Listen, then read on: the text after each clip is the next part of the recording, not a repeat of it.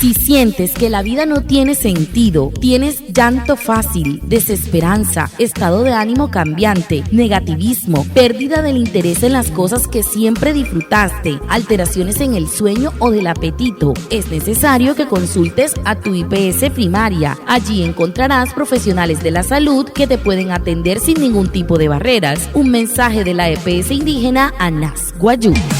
Namoy naraguayu almuro pa wakuat makana nori ne rente casa anas ne riket ne waraite naya kapure pa casa na pure rustai namoy otanot que senanta na mayas na chang chikon na kuatpa ayat nori pang ayat nori rotoi amuro ist ne kiro que chite kaskei repo kanai par otamashia naya nori pa ne rente casa kei repo kanai otana nori pa kot tentana la poinka achi rashima reshimatun con renaya halater humonte herut ka pasuru monte herre pe hekar ne wane ruku